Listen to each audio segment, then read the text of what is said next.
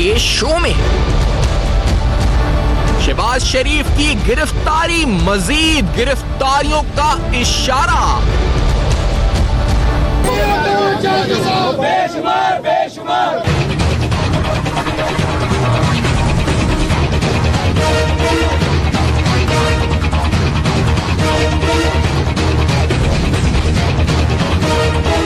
आशियाना Iqbal case के अहम तरीन हकाइक मंजर आम पर। अस्सलाम वालेकुम। पस पर्दा हकाइक सनसनीखेज इंकशाफात प्रोग्राम बेनकाब में हूँ आपके साथ सैफान खान। और बिल आखिर जो इस वक्त इन्वेस्टिगेशंस हैं, इंक्वायरीज हैं आशियाना इकबाल के अहम तरीन केस में, हम कह सकते हैं जी कि अभी तो नहीं लेकिन एक रफ्ता रफ्ता पेशरफ्त के साथ, और ये तकरीबन 10 माह का प्रोसीजर हम कह सकते हैं, 10 से 11 माह का जिस तरह से इन्वेस्टिगेशन स्टार्ट हुई।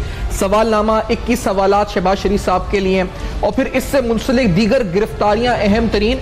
और ये कोई यकदम नहीं हुआ इस वक्त जो हम इस वक्त आपको दिखा रहे हैं, क्योंकि हम इस स्टोरी को फॉलो करते रहे इस पर। ये नहीं कह सकते कि यकदम इलेक्शन से कोई इसको जोड़ दे रब्त, इसका कोई इसका सियासी हालात से रब्त जोड़ दे, नहीं। ये शायद इलेक्शन से पहले भी हो सकता था लेकिन हुआ नहीं इलेक्शन से कबल, और इलेक्शन के वक्त इसलिए नहीं हुआ कि पार्लियामेंटेरियंस को गिरफ्तार करने की नैब ने खुद एक फैसला किया था कि चेयरमैन नैब ने कि ऐसा नहीं किया जाएगा। लेकिन ये हुआ क्यों है, और इस बात को आगे बढ़ाते हुए फवाद हसन फवाद साहब की एक स्टेटमेंट, जो रिटन स्टेटमेंट है, डॉक्यूमेंट्स के सामने मैं आपके सामने रख रहा हूं। यानी इसमें कोई वो नहीं कि जो बयान हमने सुना हो या उन्होंने क्या कहा जराए नहीं।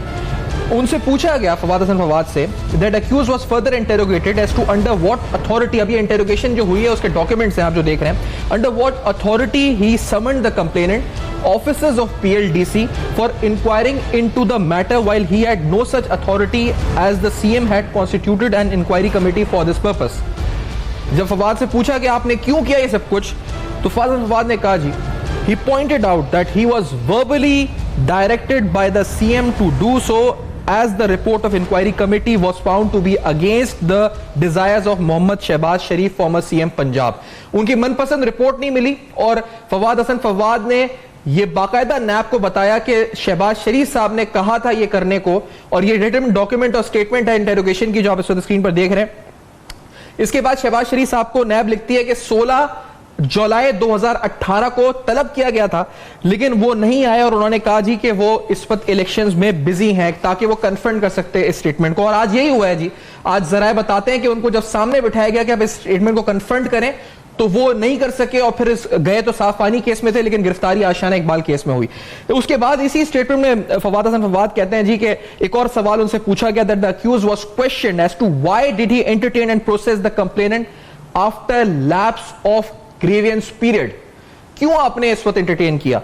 तो उसके बाद भी फवाद हसन फवाद ने जवाब में कहा, ही replied that it was done by the CM Punjab.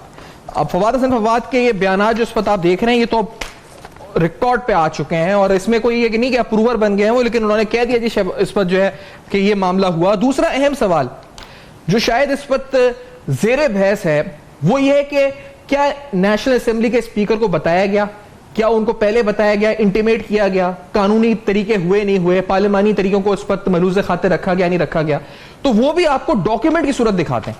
क्योंकि ये जो खत मैं आपको इस वक्त स्क्रीन पे दिखा रहा हूं शायद इससे पहले आपने ना देखा हो, ये स्पीकर नेशनल असेंबली को लिखा गया जिसमें intimation regarding arrest of Mian Mohammad Shahbaz Sharif जिसका सब्जेक्ट है, और इसमें रेफरेंस दिया गया telephonic conversation of your good self DG NAB Lahore dated 5 October 2018। यानी आज टेलीफोनिक कन्वर्सेशन हुई है नेशनल असेंबली के स्पीकर की और डीजी नैब लाहौर की, और उसका हवाला देते हुए नैब की तरफ से लिखा गया है कि as informed earlier also NAB Lahore has executed the said warrant of arrest and has arrested Mian Mohammad Shahbaz Sharif on 5 October 2018। Ground of arrest are also attached. यानी गुफ्तगू गिरफ्तारी से कबल भी हुई है और गिरफ्तारी के बाद भी यह खत लिखा गया है, और यह आप इस पर स्क्रीन पे देख सकते हैं कि अरेस्ट वारंट्स प्रोड्यूस किए गए, बाकायदा नेशनल असेंबली के स्पीकर को इन्फॉर्म किया गया। सेक्रेटरी इलेक्शन कमीशन साबिक कंवर दिलशाद साहब मेरे साथ इस वक्त टेलीफोन लाइन पे मौजूद है। कंवर साहब, ये शोर इस वक्त मीडिया दिया, सवाल उठने लगे जी पहले लिखा गया नहीं लिखा गया, पहले तो उसकी कानूनी जरूरत थी या नहीं थी, लेकिन अब तो यह खत भी है, इंटीमेट किया गया है, फिर क्यों एतराजात उठ रहे हैं कंवर दिलशाद साहब? असूली तौर पर मुस्लिम लीग नवाज का जो मौकफ है कि स्पीकर से इजाजत लाजमी है, मैंडेटरी है, ये उनका मौक़िफ़ दुरुस्त नहीं जी। है। नायब ने अपनी कानूनी जिम्मेदारी पूरी की, उन्होंने स्पीकर साहब को बाकायदा टेलीफोन में बात कर दी, उनको इतला दे दी कि हम इसको अरेस्ट कर रहे हैं, और इसके बाद उन्होंने इसको अरेस्ट करने के बाद वो खत भी लिख दिया। असूली तौर पर स्पीकर को सिर्फ इतला दी जाती है जैसे कि नायब ने अपनी कानूनी कार्रवाई मुकम्मल की। स्पीकर साहब की इजाजत लेना जो है वो इसमें इस मौजूदा 8वीं अमेंडमेंट के बाद ये जरूरत नहीं रही। 8वीं अमेंडमेंट से पहले ये बाकायदा हमारा जो कॉन्स्टिट्यूशन था, ओरिजिनल कॉन्स्टिट्यूशन 783 का, उसमें ये तहरीर था कि अगर इजलास कौमी असम्बली का या सूबाई असम्बली का या सेनेट का चल रहा हो, उसमें अगर किसी को अरेस्ट करना हो तो 14 दिन पहले और 14 दिन बाद अरेस्ट नहीं कर सकते थे। ये 1973 का ओरिजिनल आइन में इनको तहफ़्फ़ुज़ दिया गया था। लेकिन 18वीं अमेंडमेंट के बाद, नहीं 8वीं अमेंडमेंट के बाद ये तमाम शिकें ख़त्म कर दी। तो हमें बड़ा हैरानगी है कि रजा रब्बानी साहब को ये ख्याल ही नहीं आया कि जो ओरिजिनल आइन का जो हिस्सा था वो इसमें 18वीं अमेंडमेंट में शामिल कर देते। लेकिन अब जो मौजूदा सूरत हाल में नायब ने आइनी और कानूनी तौर पर अपनी जिम्मेदारी पूरी कर दी और उन्होंने स्पीकर साहब को आगाह कर दिया कि हम शहबाज शरीफ को अरेस्ट कर रहे हैं, और उन्होंने ज़ाहिर है उन्होंने सुन लिया, उनका भी ठीक है जो भी उन्होंने अपने रिमार्क दिए होंगे, लेकिन स्पीकर की इजाजत लेना ये जरूरी नहीं है। खुर्शीद शाह साहब बयान दे रहे हैं जी पार्लिमान की तौहीन होगी। पार्लिमान की तौहीन कैसी होगी? हमारे कौमी असम्बली, सूबाई असम्बली या सेनेटर को जुर्म करता है, गिरफ्तार होता है, तो उसको तो कानूनी इदारे होते हैं। नायब एक आजाद इदारा है, अरेस्ट कर लिया, बाकी भी इदारे गिरफ्तार कर सकते हैं। ठीक है साहब, आपने बहुत अहम क्लैरिफिकेशन और वजाहत कर दी आइन के लिहाज से, लेकिन अगर था भी तो इंटीमेट कर दिया गया, इन्फॉर्म किया गया, और मैं ये दस्तावेजी सबूत के तौर पे खत आपको दिखा रहे हैं जो 5 अक्टूबर यानी आज ही की तारीख का है, जिसमें कहा गया कि टेलीफोनिक कन्वर्सेशन भी हुई है, गुफ्तगू भी हुई है, लिखकर गिरफ्तारी के बाद ही बता दिया गया कि हमने वारंट्स एग्जीक्यूट भी कर दिए हैं। बैरिस्टर मशरूर शाह साहब माहिर कानून हैं, लियाकत शाहवानी साहब तज़्ज़िया निगार और जान अचकज़ई साहब सीनियर तज़्ज़िया निगार इस्लामाबाद में साथ मौजूद हैं। मशरूर शाह साहब, इंटीमेट किया गया है, अब खुर्शीद शाह साहब, रजा रब्बानी साहब को तो बहुत इस वक्त मसला हो रहा है। ये अब शाह साहब तो कह रहे हैं आइन में जरूरत भी नहीं थी। ये अब आपका क्या ओपिनियन है इसके ऊपर? सर ये लेटर लिखा है ना आपने to the Speaker National Assembly Asad Qaiser साहब।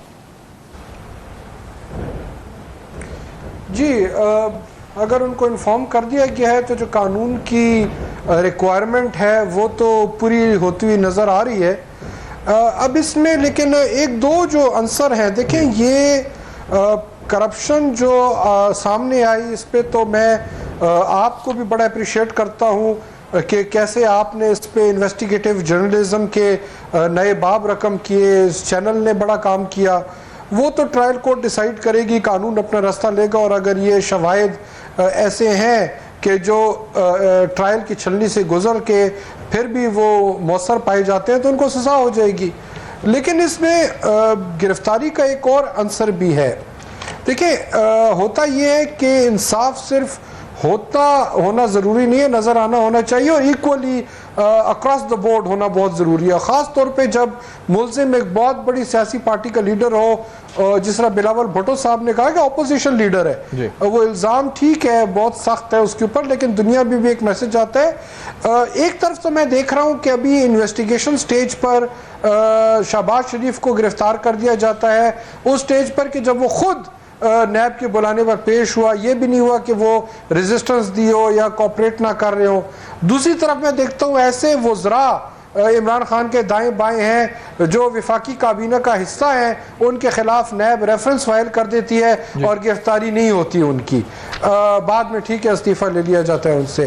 तो ये डिस्पैरिटी नहीं होनी चाहिए। कोई अगर मुल्जिम, जनरली प्रिंसिपल ये है कि अगर कोई मुल्जिम कोऑपरेट कर रहा है, कितने ही मैं नैब के रेफरेंसेस ऐसे देखता हूँ जो फाइल हो रहे हैं, साबिक वज़राए आज़मों के खिलाफ फाइल हो रहे हैं, कि अगर वो कोऑपरेट कर रहे हैं, वो आ रहे हैं नैब की पेशियों पे, नैब के पास हाजिरी दे रहे हैं, कॉल अप नोटिस जो उनको इशू होता है उसके जवाब में, तो नॉर्मली गिरफ्तार नहीं किया जाता। लेकिन ये और यहाँ पर ऐसी बात आज चीमा के केस में, जी शाह साहब मैं I agree with your analysis, लेकिन सवाल ये है कि इस पर केस में जिस तरह बात हुई थी, आज वो पेश इस केस में इंफॉर्मेशन थी कि वो मुल्क छोड़ के भाग रहा है, नहीं, लेकिन वो आज इस केस में पेश हुआ वो साफ पानी केस था, और ये जो केस इसमें गिरफ्तारी हुई है वो आशियाना इकबाल केस है। अब इसमें जो इल्जामात थे उनके ऊपर, जब अगर हम उस देखें ना इंपॉर्टेंट तरीके कॉल अप नोटिस में जो पहली बार उनको सर्व हुआ था, तो उसमें लिखा गया था you ordered cancellation of award of contract of Ashiana Iqbal, you directed PLDC to assign the project of Ashana Iqbal to LDA. You directed PLDC to award consultancy services to Ashana Iqbal project to MS Engineering. और फिर फवाद हसन की statement देखें, वो कहता है कि हाँ ये सब मुझे कहा गया था सीएम की तरफ से करने को। मैं बात ही नहीं कर रहा। देखिए मेरिट पर तो बिल्कुल स्टेटमेंट होगी। देखिए नैब के पास जब कोई रेफरेंस फाइल करती है, जिस केस का मैं आपको हवाला दे रहा हूँ जो वज़रा के खिलाफ फाइल हुआ है, उसमें भी तो नैब ने कुछ ढूंढा है तो रेफरेंस कोर्ट में फाइल किया है ना, कुछ शहादत मिली थी उनको। तो इस केस में अगर शहादत मिल गई है तो अगर तो उनके पास कोई ऐसी इंफॉर्मेशन है जो हमें नहीं पता कि शहबाज शरीफ मुल्क छोड़ के फरार होने लगे थे, फिर तो गिरफ्तारी बिल्कुल लॉफुल है। लेकिन अगर एक शख्स आ रहा है केस में, एक केस में आ रहा है, दो केस में आ रहा है और वो कोई अवॉइड नहीं कर रहा नैब को किसी बहाने से, तो फिर मेरे ख्याल में एक डिस्पैरिटी नहीं होनी चाहिए। कानून सबके लिए बना, या तो फिर हर पेश नहीं हो रहा ना। देखिए शाह साहब इसमें लिखा है स्टेटमेंट में कि he was called upon 16 July 2018, however he did not join and served time after the elections। जब फवाद ने स्टेटमेंट दी तो इनको कन्फ्रंट करने के लिए बुलाया गया। आशियाना इकबाल केस में ये पेश नहीं हुए कन्फ्रंट करने को। जब आज साफ पानी केस में आए तो वहां आशियाना के हवाले से पूछा गया कि भाई आपने फवाद की स्टेटमेंट को क्या जवाब देंगे, तो वहां ये जाके लाजवाब हो गए, कुछ जवाब नहीं था। तो ये गिरफ्तारी तो इस सिलसिले में हुई कि ये जवाब नहीं दे पा रहे। वो मैंने नहीं दो बातें हैं सैफान, दो बातें हैं जी। ये तो जो प्रेस रिलीज वगैरह चल रहा है मीडिया में, उसमें तो ये है कि ये जवाब नहीं दे सके, पसीना आने लगा, और वो मेरिट की बात है। और अगर वो आ गए, सवाल तो पूछ लिया ना, मेन मकसद तो ये है कि वो आपके सामने है मुल्जिम, आपने सवाल पूछ लिए। और अगर इस बात पे गिरफ्तार किया कि शहादतें बहुत मिल गई थी, तो शहादतें तो भाई जो आपके अभी पीटीआई के वज़रा थे उनके खिलाफ भी तो आपको शहादत मिली, तो आपने ठीक है सर, मतलब आई एग्री कि सबके साथ होना चाहिए। और आपने एक ब्रेक की तरफ बढ़ना है हमें इस पर, तो और आपको ब्रेक के बाद ये देखिए हमारी गुफ्तगू हुई डीजी नैब लाहौर से। डीजी नैब लाहौर ने इस अहम तरीन केस से मुताल्लिक एक और अहम तरीन शख्सियत सियासी, उनके बारे में क्या कहा कि उनका इससे क्या ताल्लुक है इस पूरे मामले से, ये पैरागॉन और ये सारे मामला जो हैं पीएलडीसी के। We will show you after this very short break. हमारे साथ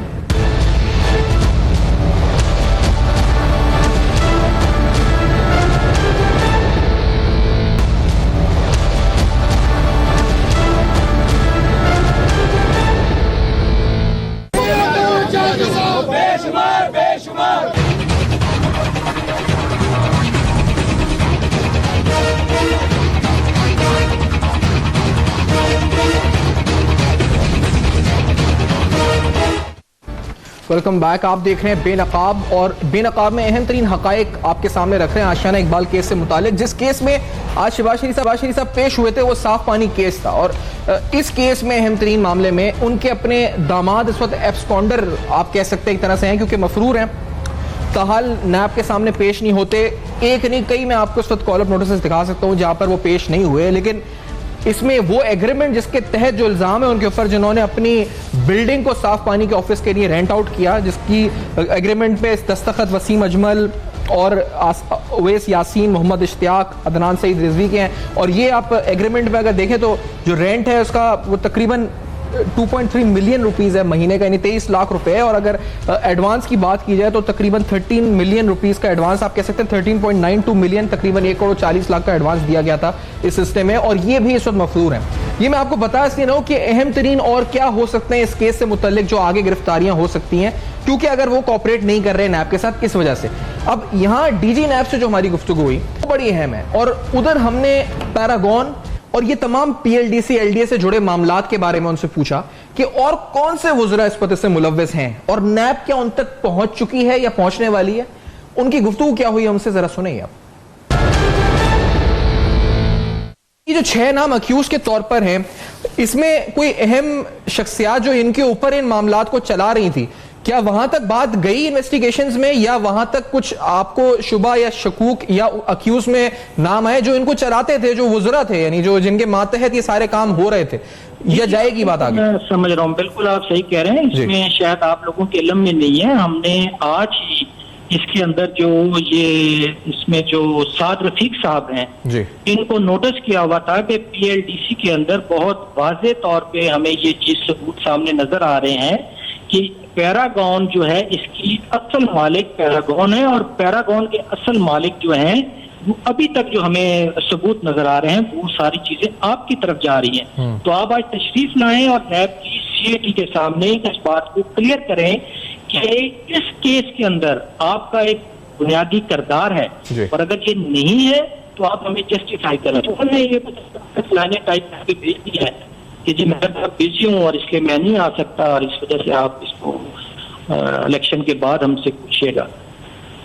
सही। अच्छा, तो ये तो चले, ये उनका जवाब था, तो अब आपकी तरफ से क्या इसका रद्दमल क्या होगा? जी बिल्कुल, उसको हम बिल्कुल चेयरमैन के इल्म में ये बात लाएंगे कि इन्होंने इसमें हमें कोऑपरेट नहीं किया। चेयरमैन के इल्म में ये बात लाएंगे कि उन्होंने कोऑपरेट नहीं किया, और ये गुफ्तगू इलेक्शन से पहले की है। अब दोबारा एक इलेक्शन आ रहा है, साद रफीक साहब उससे गुजर रहे हैं, और हमने सुना है कि इलेक्शन के ठीक 2 दिन बाद शायद उनको दोबारा तलब किया गया है, और ये वो मुआहिदा है जिसमें कहा जाता है कि पैरागॉन, नदीम जिया, जिसके दस्तखत है सारे आशाना इकबाल और PLDC के हवाले से, जो उस वक्त हमने हासिल किया। अब जान तकसी साहब, इट्स वेरी क्लियर ना हो कि साद रफीक साहब भी कोऑपरेट नहीं कर रहे हैं। नैब इलेक्शंस हैं, शायद इलेक्शंस के बाद ये नेक्स्ट जो इस पर हो, अभी आपने सुना DG नैब भी कहते हैं कि ये हो रहा है साबित कि पैरागॉन के मालिक असल में वही हैं बेनिफिशियरी इस पूरे मामले में। जान साहब, देखिए, मैं समझता हूँ कि नैब हमारी इस अदालती और जो इंसाफ और एहतसाब का निज़ाम है उसकी एक बेबस तस्वीर है। नवाज शरीफ साहब को सबको मालूम है कि वो मनी ट्रेल नहीं दे सके, उनके बच्चे बिलियनियर्स हैं डॉलर्स में, लेकिन अब वो बेल पे हैं और अब क्या आगे जाके शायद उनकी केसेस भी ख़त्म हो जाएं। इसी तरह आज शहबाज शरीफ साहब मीडिया में या ख़बरें ठीक है 24 आवर रहेगी कि वो डिटेन है या अरेस्ट हो गए, लेकिन वो महंगे वकील कर लेंगे, किसी VIP अस्पताल में 5 स्टार में चले जाएंगे, कभी ब्लड प्रेशर का बहाना बना के, कभी कुछ और बना के। इसी तरह जो बाकी लोग हैं जो बहुत बड़े हैं, जिसमें पीपल्स पार्टी के जरदारी साहब भी शामिल हैं। अब आप देखिए, कमाल की बात है कि कुल्फी वाले के, तंदूर वाले के अकाउंट से 13 अरब 15 अरब 10 अरब निकल आते हैं। तो नैब पकड़ भी लेगी, लेकिन ये हमारा जो निज़ाम है वो सबूत पे है, और सबूत कोई करप्शन का नहीं छोड़ता। वाइट कॉलर करप्शन है। शहबाज शरीफ साहब वाइट कॉलर करप्शन के बेताज बादशाह हैं। उन्होंने इस वक्त एक कंपनी को, एक ठेकेदार को 70 अरब रुपए के ठेके पंजाब में दिए हुए हैं। उस कंपनी का नाम सबको मालूम है, उस ठेकेदार का हर बच्चे के जबान पे है, लेकिन इससे ये सिस्टम का कोई कुछ बिगाड़ नहीं सकती, क्योंकि अभी तक जो बातें हम कर रहे हैं कि गलत कॉन्ट्रैक्ट अवार्ड करना, बेशक आपके जेब में पैसे ना हो, बेशक आपने जो है सूटकेस नहीं लिए हो, लेकिन अपने मनपसंद लोगों को ठेके देना ये करप्शन नहीं है, ये वाइट कॉलर क्राइम नहीं है।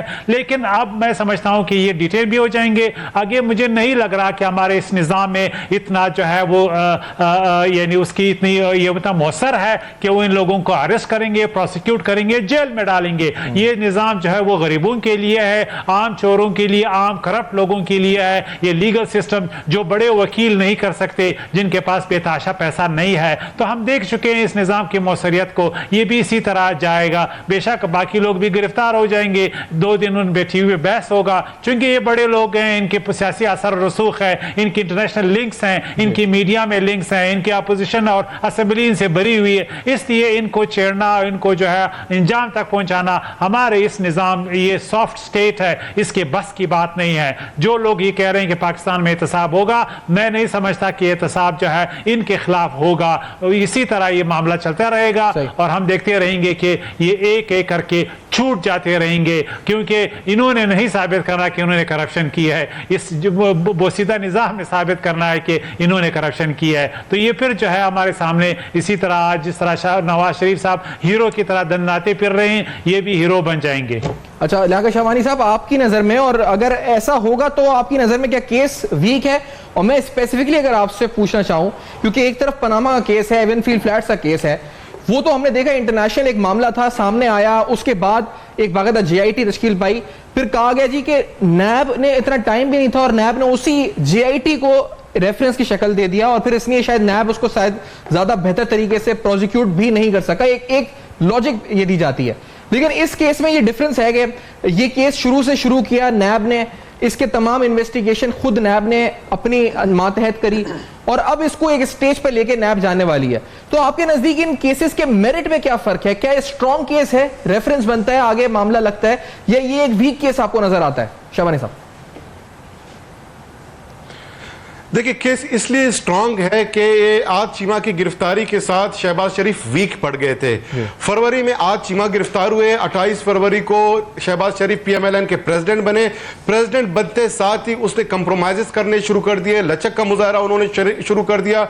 ये खौफ उन पे तारी था और चूंकि ये सारी कारस्तानियां उसके सामने आनी थी, जिसकी बुनियाद पे नवाज शरीफ को एयरपोर्ट पे रिसीव करने भी नहीं गए, सेनेट के इंतखाबात में भी वो कंप्रोमाइज कर बैठे। एज अ पोजीशन लीडर वो अपोजिशन को 4 दिन भी इकट्ठे नहीं रख सके।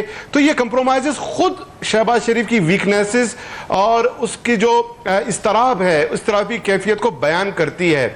देखें, आज चीमा के साथ जो गिरफ्तारियां हुई ऑफिसर्स और वो तमाम ऑफिसर्स जिसने स्ट्राइक की थे आज चीमा के गिरफ्तारी पे, ये तमाम जो है उस नेटवर्क का हिस्सा है। ये जो फवाद हसन फवाद है, ये बुनियादी तौर पे शरीफ करप्शन तैयारी के ब्लैक बॉक्स हैं और इस ब्लैक बॉक्स को जो है नैब ने जिस तरह कुरेदा, इससे बहुत सारे जो इंकिशाफात हुए हैं और उन्हीं इंकिशाफात की बुनियाद पे ये गिरफ्तारी हुई है। ये फवाद हसन फवाद एक बहुत सीनियर ब्यूरोक्रेट है और उसने गवाही दी है। अब ये बात सामने आना बाकी है कि सुल्तानी गवाह बने हैं या सिर्फ इंकिशाफात हैं। तो ये तमाम जो शवाहिद हैं, मैं समझता हूं पनामा केस में तो JIT ने प्रोब किया था, इन्वेस्टिगेट किया था नवाज शरीफ और उसके फैमिली के जो करप्शन केसेस हैं, इसमें तो आज चीमा और फवाद हसन फवाद ये तो JIT के ऑफिसर्स नहीं है जिन पे ये एतमाद ही नहीं कर रहे थे नवाज शरीफ, जिन पे इल्जामात लगाए जा रहे थे। ये तो उसके अपने ऑफिसर्स हैं, अपने दस्ते रास और दस्ते छप जो उसके लेफ्ट हाथ चीमा, उन्होंने इंकिशाफ किया। मैं समझता हूं कि ये पानामा केस के मद्दे मुकाबिल उससे भी ज्यादा मजबूत केस है। और शहबाज शरीफ ने LDA के जो रिकॉर्ड जो उन्होंने जलाए, जो अली सलमान ने साफ पानी केस में जो ऑफिस में जो रिकॉर्ड थे उसको जलाने की जो कोशिश की, इस तमाम आग लगाने के बावजूद भी वो आग आज शहबाज शरीफ के दामन तक आज पहुंच चुका। ये आग नहीं बुझने लगा। करप्शन जिसने किया है, जितने बड़े बड़े लोग हैं, कल सुप्रीम कोर्ट में जो मलिक डेवलपमेंट अथॉरिटी का जो केस है, जो उसमें मलिक रियाज पेश हुए और मलिक रियाज के भी पसीने पहुंचने में नहीं आ रहे थे। इसी तरह आसिफ जरदारी के खिलाफ जो जाली बैंक अकाउंट्स केसेस हैं उसमें भी गिरफ्तारियां हो रही हैं। वो खुद जो है ना इस वक्त बेल पे हैं, कई एक जो है इसमें मफरूर हैं।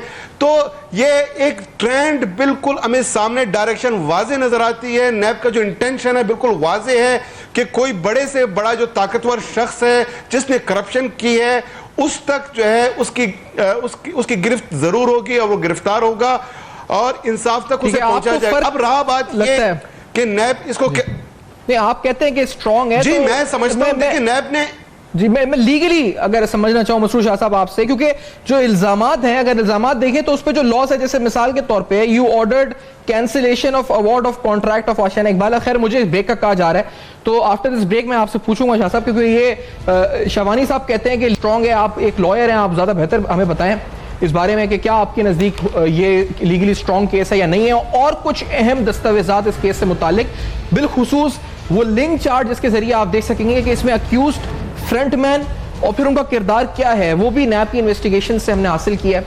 आपको दिखाएंगे इस ब्रेक के बाद, मेरे साथ रहिए।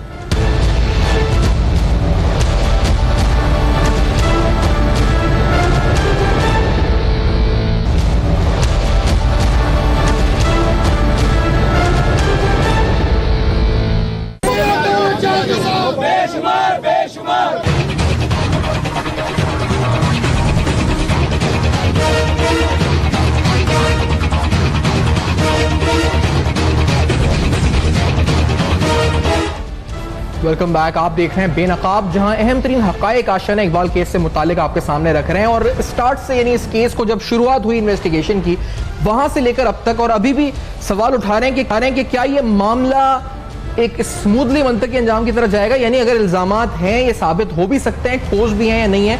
ये देख लेते हैं कि इल्जामात हैं क्या। और ये उस कॉल अप नोटिस से ही जो शहबाज शरीफ साहब को भेजा गया, जो पहला कॉल अप नोटिस था, क्योंकि मैं ये सिर्फ जो आगे पूछूंगा अपने लीगल एक्सपर्ट से कि जो पनामा केस है उसके अंदर तो हम ये कह रहे हैं जी कि तनकीद आ रही है कि हम फ्लैट की कीमत का भी तायुन नहीं कर सके, या कितने की करप्शन हुई है इसका तायुन नहीं कर सक रहे। लेकिन इस केस में आपको देखें तो इल्जामात के साथ लिखा है कि कितना लॉस हुआ एक्सचेकर को। मिसाल के तौर पर ये order cancellation of award of contract of Ashiana Iqbal to successive bidder Latif and Sons causing a loss of approximately 193 million rupees, यानी 19 करोड़ रुपए का नुकसान। You directed PLDC to assign the project of Ashiana Iqbal to Lahore Development Authority, causing a loss of 715 million, यानी 71 करोड़ रुपए। 71 और तकरीबन 19 करोड़ रुपए आप देख सकते हैं, तो ये जो है बनते हैं तकरीबन 90 करोड़, आप कह सकते हैं 90 करोड़ रुपए। इसके बाद एक इल्जाम you directed PLDC to award consultancy services of Ashiana Iqbal to MS engineering, causing a loss of 35 million rupees।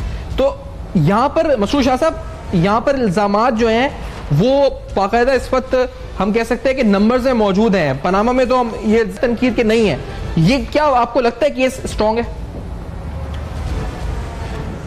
देखिए, बात यह है कि इस स्टेज पर एविडेंस डिस्कस करना, खासतौर पे जब केस अंडर इन्वेस्टिगेशन है जी, वो इतना कोई हम अच्छे एक एक्यूरेट असेसमेंट नहीं कर सकते। इल्ज़ाम की संगीनी जो है वो मुल्जिम को सज़ा के करीब नहीं ले जाती। उस इल्ज़ाम को साबित करने के लिए जो शवाहिद चाहिए होते हैं वो बहुत ज़रूरी होते हैं। जैसा नवाज शरीफ केस में भी देखा हमने, क्या क्या बातें सुनी, लेकिन फिर हाई कोर्ट में उसका जो हाल हुआ और वो सज़ा मुअत्तल हो गई। इसमें अब एक दो अंसर जो कानून के तालिब इल्म की हैसियत से मैं देख रहा हूँ, वो ये है कि मिसाल के तौर पर नैब की तरफ से या मीडिया में जो बताया जा रहा है कि वो फवाद हसन फवाद ने जो है आके सारा कट्टा चट्टा खोल दिया और कहा मैंने तो जब इनको कन्फ्रंट कराया गया ये शहबाज शरीफ के कहने पे किया है। अब कानून में दो बातें इधर सवाल जन्म लेते हैं। एक तो कि जो पुलिस की कस्टडी में, पुलिस की जेर हिरासत अगर कोई बयान देता है, कोई एडमिशन करता है, उसकी कानूनी हैसियत कोई नहीं है। कल जब कटहरे में जाएंगे तो कह सकते हैं कि मुझ पर तशद्दुद हुआ या मैं प्रेशर में था मैंने दे दिया, इसकी कोई कानूनी हैसियत नहीं है और ये अक्सर देखते हैं कोर्ट में होता भी है। दूसरी बात यह है कि अगर कानून में फवाद हसन फवाद के ऊपर कोई कानून की जिम्मेदारी थी, being the chairman of the company या CEO, और उसको कोई और गैर मुतल्लिका शख्स, क्योंकि इल्ज़ाम तो ये है ना कि वज़ीर आला का इख्तियार नहीं था और उसने हुक्म दिया कि ये कर दो, तो उसमें भी सुप्रीम कोर्ट के कई फैसले मौजूद हैं जो कहते हैं कि एक अफसर अपने जो अथॉरिटी है उसका इलीगल ऑर्डर नहीं मान सकता, और अगर उसकी अथॉरिटी भी नहीं है तो वो इस बात से मुबर्रा नहीं हो सकता कि मुझे उसने कहा था। अच्छा। तो ये एस्पेक्ट्स है। मुझे उम्मीद है कि नैब ने इतनी डिटेल इन्वेस्टिगेशन की होगी कि वो इन बातों से बढ़कर कोई प्रॉपर ठोस डॉक्यूमेंट्री एविडेंस होगी, और आई एम श्योर होगी, क्योंकि नैब ने आखिर एक प्रोसेस किया है, वारंट निकाला है चेयरमैन साहब ने सेक्शन 24 नैब ऑर्डिनेंस के अंडर। कल वो रिमांड लेंगे, एहतसाब अदालत के जज साहब को भी सेटिस्फाई करेंगे, तो ये नैब का केस इन मफरूजों से और फवाद हसन फवाद और आचीमा की स्टेटमेंट से बढ़कर भी इनके पास कुछ होगा। सही है। तो ये इसी बात से सवाल आता है जान साहब कि प्लेइंग टू द गैलरी, ये भी तनकीद होती है। और बिलखुसूस हमने सुबह सिंध में देखा कि स्पेसिफिकली जब नैब गिरफ्तारियां कर रही थी, रोज प्रेस रिलीज या रेंजर्स की कार्रवाइयां थी और उसे अमन भी आया कराची में बहुत ज्यादा, लेकिन ये बड़ा हुआ जी कि इसने ये किया, उसने वो किया, फिर प्रोसिक्यूशन के स्टेज में जाके चीजें जो है इस वक्त बहुत ज्यादा बदल जाती हैं, ये साबित होना बड़ा मुश्किल हो जाता है। तो सर ये प्लेइंग टू द गैलरी तो नहीं होता ज्यादा जो होता है इन इल्जामात में, अगर देखा जाए तो जान साहब? देखिए, हमारी जो निज़ाम है उसमें फ्लॉ है, उसमें जिसे कहते हैं इनक्यूजिटोरियल वर्सेस एडवर्सरियल। आपने साबित करना है कि जी उन्होंने करप्शन की है। अब हम सबको मालूम है कि पाकिस्तान में करप्शन जो है वो टॉप लेवल पे कितना ज़्यादा है। आपने देखा कि सिर्फ डेवलपमेंट बजट शहबाज शरीफ साहब की ज़ेर निगरानी 2000 अरब से ज़्यादा खर्च हुआ है। हम सबको मालूम है कि सिंध में पिछले कई दहाइयों से करप्शन किस हद तक पहुँची है, लेकिन फिर डॉक्टर आसिम भी छूट जाते हैं, फिर जो है वो शरजील मेमन को भी बेनिफिट ऑफ डाउट मिलता है, फिर नवाज शरीफ भी बाहर आ जाते हैं। इसी तरह अब आप देखेंगे कि शहबाज शरीफ साहब को भी एक बहुत बड़ा वकील जो है वो बचा सकेगा। तो ये करप्शन हुआ ही नहीं। अब अगर हम कानून को मानते हैं, सिस्टम पे यकीन है, तो कोई करप्शन कोई किसी ने नहीं की। ये सब जो है पारसा हैं और हम इसे इल्ज़ाम लगा रहे हैं। लेकिन आप सबको मालूम है कि ये जो दुबई में जायदादें बनी है, लंदन में बनी है, इन लोगों ने तो मेहनत मजदूरी से नहीं की है, इन्होंने तो ये पेंट नहीं की, इन्होंने कोई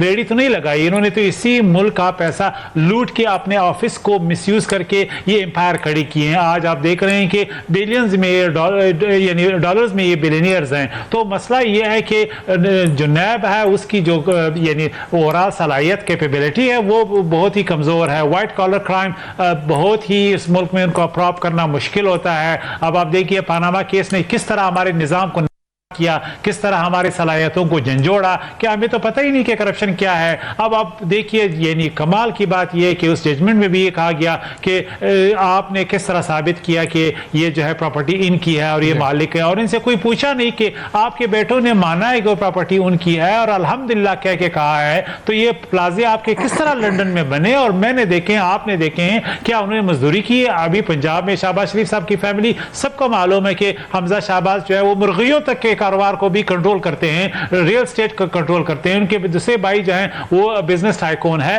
तो जब बाप आपका वज़ीर आला है पिछले कई दाइयों से, तो ये एक मिस यूज ऑफ पावर भी है। लेकिन नहीं, हमने जब तक उसके जेब से पैसा बरामद नहीं किया हो, उसके घर से जो है कैश बरामद नहीं किया हो, वो और कोई करप्शन की तारीफ हम नहीं जानते। तो ये कानूनी भूल भलैया, ये निज़ाम हमारा मजाक है। इसी तरह ये लोग हम प्यासते रहेंगे और हम जो और ये मजलूम बने रहेंगे। और अब आप देखिए हमजा शहबाज शरीफ साहब ने अभी प्रेस कॉन्फ्रेंस की है कि जी आपने नंदीपुर में एक्स को नहीं पकड़ा, आपने खान साहब को हेलीकॉप्टर में नहीं पकड़ा, अब हमारे साथ ज्यादती हो रही है। अब यहाँ पे सिंपली लॉजिक ये है कि चूंकि बाकी लोग अगर खुदा खास्ता उन्होंने चोरी की है तो आप उसको पकड़े और हमें नहीं पकड़े। आम आदमी अगर चौक पे पकड़ा जाता है ट्रैफिक के इल्जाम में भी और उसने सिर्फ हेलमेट नहीं पहना है, उसको हम जुर्माना लगा देते हैं। अगर वो कहीं कि बाकी लोगों ने हेलमेट नहीं पहने, आप पहले उनको पकड़ें, तो उसको जो हम छतर भी लगाते हैं और कैमरा वीडियो भी बनाते हैं ताकि लोगों को नजर नहीं आते हैं आप भी। लेकिन ये लियाकत शमानी साहब लास्टली, क्योंकि मैं ये जो इंपॉर्टेंट मैं लिंक चार्ट का जिक्र कर रहा था, अब इसमें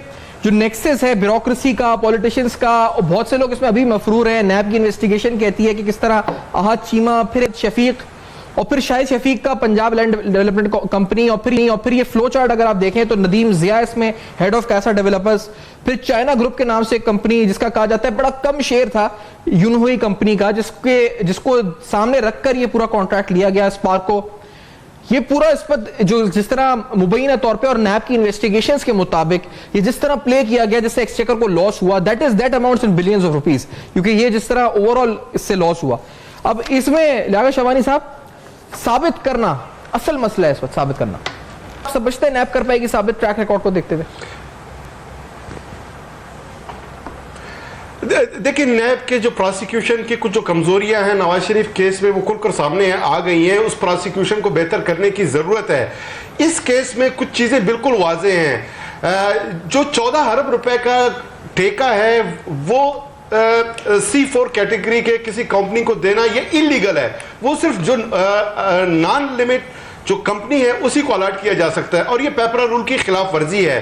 जो लोएस्ट इसमें टेंडर जिसको अलॉट किया गया था पहले लतीफ एंड सन्स को, उससे उसके इस टेंडर को कैंसिल करके 6 गुना ज्यादा महंगे दामों वो उन्होंने अलॉट कर दिया था कासा डेवलपर्स को। इससे बिल्कुल वाजे हो जाती है कि इसमें मेलाफाइडी है और करप्शन की नीयत से ये सारा मामला किया गया।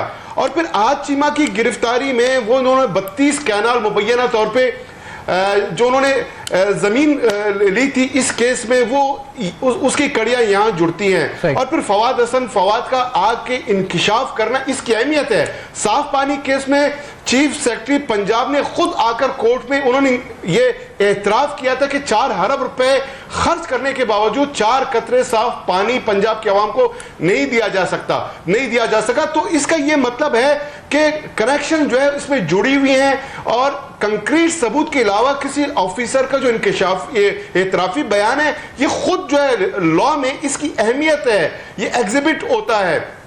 नहीं, लेकिन तो इसकी बुनियाद पे आप देख बयान तो एक इसाकदार से मंसूब है, लेकिन वो बयान शमानी साहब ग्राउंड्स हैं, इसाकदार से भी एक बयान मंसूब है, लेकिन वो बयान को मानते नहीं। इसाकदार से भी एक बयान मंसूब है हुदैबिया केस में। और फिर ये बात अभी सैफान मैं एक बात ऐड करना चाहता हूँ जी। मैं आपकी बात देखिए, इसाक डार का जो कॉन्फेशनल स्टेटमेंट है बाद वो उससे मुकर गए लेकिन इसाक डार के केस में उस पे चूंकि वापस उसको नहीं खोला गया, अब वो जब केस को रीओपन करने का जब वक्त आया तो इसाक डार जो है मुल्क से भाग गए, और इसी खदशे के पेश नजर आज शहबाज शरीफ को गिरफ्तार कर लिया गया कि कहीं ये भी इसाक डार की तरह जो है फरार न कर जाए। मजबूत मौजूद है कि जिसकी बुनियाद पर बहुत इंपॉर्टेंट पॉइंट बता रहा हूं। देखिए, मैं जब ये अभी इल्जाम आ रहा है ना शहबाज शरीफ पे कि उसने कॉन्ट्रैक्टर को, जिसको पहले अवार्ड हो गया था अब्दुल लतीफ सन्स को, उसको कॉन्ट्रैक्ट गलत कैंसिल किया। मैं खुद उसका वकील था उस वक्त, और मुझे पता है अपनी जाती नॉलेज में कि कितना प्रेशर था इसके ऊपर ये कॉन्ट्रैक्ट छोड़ के भाग जाए, ताकि अब मैं हाइंडसाइड में मुझे नजर आ रहा है वो प्रेशर क्यों था, ताकि वो अपने मनपसंद बंदे को ये कॉन्ट्रैक्ट दे दें। मेरा जो कहने का मकसद ये कानूनी नुक्ते आपके सामने रखने का था कि मैं ये नहीं कह रहा हूं कि भाई शहबाज शरीफ को क्लीन चिट मिल जाए। मैं ये कहता हूं कि ऐसा ना हो कि ऐसी गलतियों से, देखिए कानून का प्रोसीजर तो फॉलो कर रहे हैं, सही बात है, इन लाइंस पर जाएं जी, सही शहादतें ढूंढे ताकि बैरिस्टर साहब का इतराफी बयान भी आ गया इस केस में। ठीक है सर, मैं वाइंड अप की तरफ बढ़ूंगा। मैं शुक्रिया अदा करता हुआ आपका मसूद शाह साहब का, इतराफी ताजर जहान जगजई साहब और लियाकत शहवानी साहब, क्योंकि अहम तरीन केस है, अहम तरीन दस्तावेजात आपको दिखाए हैं, जो कि डॉक्यूमेंट्स, लेटर्स जो लिखे गए, एग्रीमेंट्स आपके सामने रखे हैं। For feedback you can write us on our email address, Facebook page and Twitter. देखते रहेगा अब तक, अपना बहुत ख्याल रखें।